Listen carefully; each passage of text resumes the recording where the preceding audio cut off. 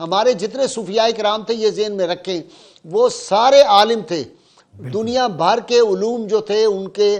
سینے میں تھے اور وہ علم آگے پھیلاتے تھے۔ یہ جو ہندوستان میں آپ کو معلوم ہے کہ جب انگریز آئے اس سے پہلے یہاں پہ لٹریری جو تھا ریٹ، وہ لٹریری تقریباً ہم 85 یا 86% پہ تھے، جو آج جو ہے انفارچونیٹلی کہیں 26% پہ آگے ہوئے ہیں۔ غازی صاحب یہ بتائیے گا کہ چونکہ لوگ آپ کو دیکھتے ہیں اسکرین پہ بھی، تصوف پہ بھی آپ کی گہری نظر ہے، گہرا مطالعہ ہے، تو صوفیاء کرام کا علم کی اشاعت میں کتنا کردار ہے، اسپیشلی سب کانٹیننٹ میں؟ بسم اللہ الرحمن الرحیم۔ اسلام کی تعلیمات جو ہیں، جو نبی کریم صلی اللہ علیہ وسلم نے علم کی جو شمع نہیں صرف روشن کی تھی بلکہ علم کے کلزم جو رحمت کونین صلی اللہ علیہ وسلم اس کائنات کو دیے تھے، ان کے جو وارث تھے وہ پھر ہمارے اہل بیت اطہار ہوں، صحابہ کرام ہوں، ان سے چلتے چلتے اور پھر جو تابعین، تبع تابعین، ہمارے جتنے امام تھے فقہ کے وہ سارے، اور پھر اولیاء کرام نے وہ علم کی شمع جو تھی وہ آگے پوری دنیا میں پھیلائی۔ جہاں تک بر صغیر کا تعلق ہے، بر صغیر میں صوفیاء کرام کی جو خدمات ہیں، علم کے فروغ ہو یا انسانیت اور انسانوں کی کردار سازی میں ہو، وہ بے مثال اور لازوال ان کی جو ہیں وہ خدمات ہیں۔ اسی لیے اقبال کہتا ہے کہ جلا سکتی ہے شمع کشتہ کو موج نفس ان کی، الہی کیا چھپا ہوتا ہے اہل دل کے سینوں میں۔ تو یہاں پر جو اولیاء کرام تھے انہوں نے جس طرح کی یہاں پہ جہالت تھی، دیکھیں نا جس وقت حضرت معین الدین چشتی اجمیری آئے ہیں یا ان سے پہلے جو تھے لاہور میں مدفون ہیں حضرت اسماعیل بخاری رحمۃ اللہ علیہ، سب سے پہلے آئے ہیں بر صغیر میں، پھر داتا گنج بخش آئے ہیں، پھر اسی طرح یہ سارے جو اولیاء کرام تھے، معین الدین چشتی اجمیری، خواجہ نظام پاک ہے، حضرت اچ شریف والے جو ہیں وہ سارے بزرگ ہیں، تو سرخ پوش بخاری رحمۃ اللہ علیہ، یہ تمام اولیاء کرام، بابا صاحب جو ہیں، انہوں نے پھر آ کے ایک جہالت کس حد تک تھی آپ سوچیں کہ وہ انسان جن کو اللہ تعالیٰ نے وَلَقَدْ كَرَّمْنَا بنی آدم کا تاج پہنایا ہوا تھا، وہ اپنے ہاتھ کے بنائے ہوئے بتوں کے سامنے سجدہ ریز ہوتے تھے، اور جہالت کا یہ عالم تھا کہ کوئی سانپ کو مان رہا ہے، کوئی چاند کو مان رہا ہے، کوئی سورج کو مان رہا ہے، کوئی حشرات الارض جو ہے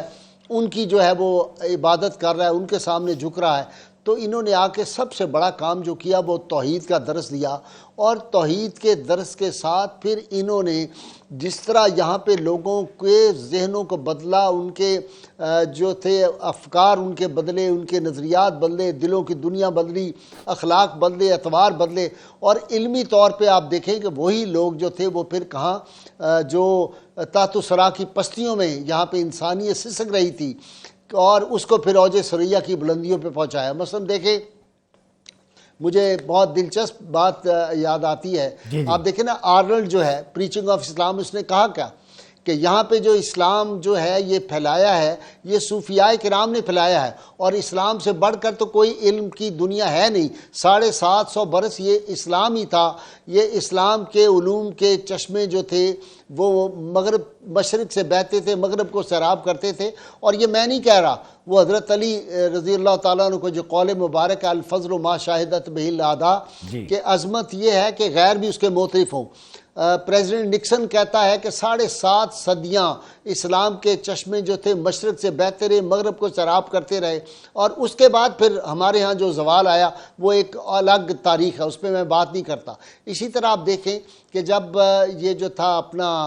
وائسرا ہند لارڈ کرزن جب واپس گیا ہے یہاں سے، نیا جو تھا آ گیا تھا، جو تھا یہاں پہ اس وقت جو حکمران تھا نیا آ گیا، تو لارڈ کرزن جب وہاں پہ پہنچا وائسرا ہند، تو انہوں نے پوچھا کہ وہاں کی کوئی خاص بات بتائیں۔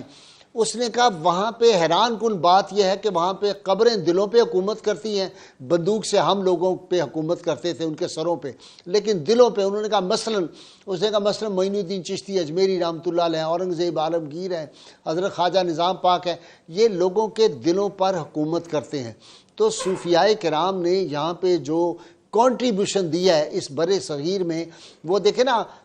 یہاں ذات پات کا کتنا مسئلہ تھا، ذات پاک جو تھی وہ اتنی زیادہ تھی کہ اگر کوئی چھوٹی ذات کا ہاتھ لگا دے کسی کو تو وہ برشت ہو جاتا تھا، وہ ناپاک ہو جاتا تھا۔ زندہ عورت کا اگر خامند فوت ہو گیا ہے تو اس کو ساتھ ستی کر دیا جاتا تھا۔ پھر اس وقت جو تھا وہ جو نیچ قوم کا بندہ تھا وہ علم حاصل ہی کر سکتا تھا اگر وہ رامائن کا کوئی کلمہ سن لے، کسی ہندو کتاب کا سن لے، تو وید کا اگر سن لے کسی کا تو وہ اس کے کانوں میں سیسا پگھلا کے ڈال دیتے تھے۔ یہ تاریخ کی باتیں، یہ میں نہیں کہہ رہا۔ آپ دیکھیں پھر یہاں پہ کیا ہوا کہ ایم این رائے جو ہندو اتنا بڑا رائٹر ہے وہ کیا کہتا ہے؟ وہ کہتا ہے it is peculiar privilege of Islam that it makes no difference between man and it was this equality, not the sword of iron, which attracted thousand Hindus toward Islam, and Islam does possess a brotherhood which is unifying factor amid the clashes of color, race, nationality and class۔ تو یہ اسلام نے جو یہاں پہ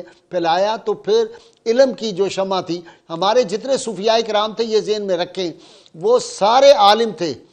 دنیا بھر کے علوم جو تھے ان کے سینے میں تھے اور وہ علم آگے پھیلاتے تھے۔ یہ جو ہندوستان میں آپ کو معلوم ہے کہ جب انگریز آئے اس سے پہلے یہاں پہ لٹریری جو تھا ریٹ، وہ لٹریری تقریباً ہم 85 یا 86% پہ تھے، جو آج جو ہے انفارچونیٹلی کہیں 26% پہ آگے ہوئے ہیں۔ تو یہ صوفیاء کرام کی اس وقت کنٹریبیوشن تھی، یعنی صوفیاء کے دور میں علم کا جو تناسب تھا، روشنی تھی، بالکل وہ 85% سے زیادہ تھا۔ غازی صاحب یہ بتائیے گا کہ کوئی شخص بیک وقت صوفی بھی ہو سکتا ہے، عالم بھی، بعض لوگ کہتے ہیں اقبال تھے، تو وہ صوفی اور عالم کا مرکب، کیا اسے مجدد کہا جا سکتا ہے؟ ایسی کئی مثالیں ہمارے سامنے موجود ہیں۔ دیکھیے اقبال تو یقیناً مجدد تھے، لیکن وہ ہم اپنے ٹاپک سے ہٹ جائیں گے۔ سوال یہ ہے کہ صوفیاء کرام جو تھے انہوں نے، جو اقبال نے کہا نا کہ